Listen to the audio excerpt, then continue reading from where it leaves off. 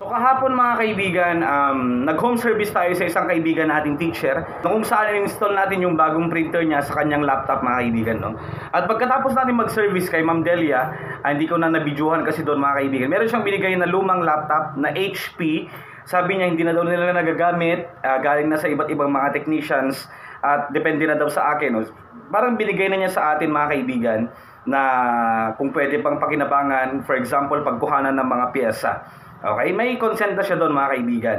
And sabi ko naman, wow, fresh na fresh pa to ah. Then kagabi lang mga kaibigan, inopen ko ay hindi siya nag-open, nagpa-power on.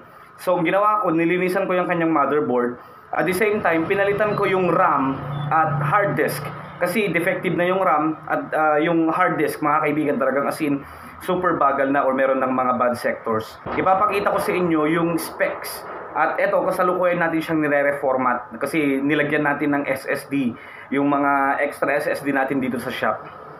Okay, so ito na mismo yung laptop mga kaibigan, no? Maganda pa siya. So, ang pinalitan na lang natin dito mga kaibigan is yung kanyang RAM at yung kanyang hard disk. So, ang pinalit na natin dito is yung extra natin na RAM 128GB. So ito yon, yung RAM niya, meron naman tayong ganito, bale 4GB kasi to, dalawang 2GB yung pinalitan natin. At pinalitan natin yung kanyang hard disk na 320GB, nilagyan natin ng SSD at ngayon kakargahan natin ng bagong operating system. Pag sinuswerte ka nga naman mga kaibigan, no? Kasi as in, hindi na daw nila nagagamit to. Muntikan na daw nilang ipakilo. Sayang naman mga kaibigan, kaya sabi ko, wow, pag ma-restore natin to, edi big win din para sa atin. No? Yan. Galing daw kasi ito sa isang technician, tapos matagal hindi binalik ng technician mga kaibigan. Kaya, ayun, nagsawa na rin sila.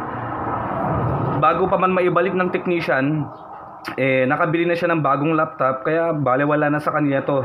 Hindi na daw niya magagamit. So, tanggalin na natin lahat ng mga partitions dito. Full clean na lang natin.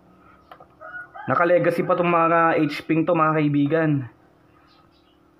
Yan. So, kargahan ko lang ng bagong operating system. So, tignan ko mamaya. Pakita ko sa inyo mamaya yung update.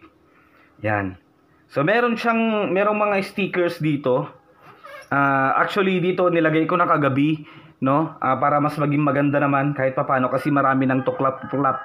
Ngayon, ang target pa natin lagyan is dito sa may back case ng kanyang screen. Lagyan natin mamaya, mag-print tayo ng sticker.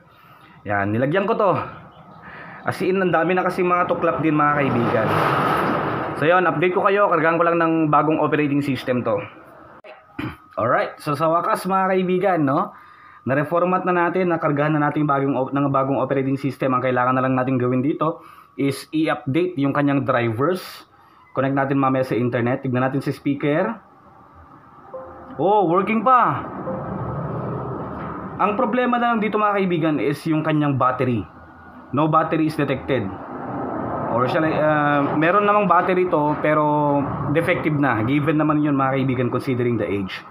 So pakita ko sa inyo yung main specs. Ang taas kasi ng mga kaibigan, naka Core i5 din siya. So nilagyan na natin siya ng 128GB RAM sta. Yan. So specs niya. So Intel Core i5, pakita ko. So ang kinarga natin mga kaibigan is Windows 10 Pro. Ang kanyang processor ay Intel Core i5 mga kaibigan. Wow. Tapos ang installed RAM niya, nilagyan na natin ng bagong dalawang 2GB RAM, no? At last time kasi naka 32-bit operating system siya, 64-based processor naman siya, kaya nilagyan natin siya ng 64-bit operating system. Alright mga kaibigan, so matter of ano na tayo? Final testing, no? Kasi na-update na rin natin yung kanyang drivers. Ngayon, i-turn on natin siya. Swerte natin kasi sa atin na to mga kaibigan. Iyon. Yan, naka-SSD na, napalitan na yung kanyang RAM, tapos nalagyan ng bagong OS at na-update yung drivers. There you go. So nakalagay pa dito, restart required pa ulit. At na-install na rin natin ng MS Office mga kaibigan, no? Word, PowerPoint, Excel, and Publisher. So yan. Very important din na ma-update yung drivers. So all in all, okay na okay ito mga kaibigan. Siyempre, sa atin na ito.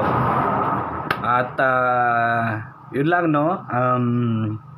Matagal na kasi ako nagse-service sa mga computers nila, ma'am, kaya siguro binigay na rin niya rin sa atin to, no? At good thing to, either pang personal natin or pang benta ulit natin sa mga naghahanap ng second hand units.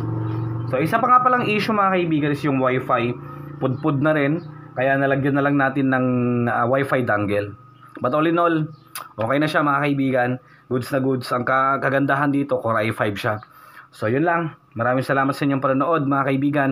At hanggang sa muli po.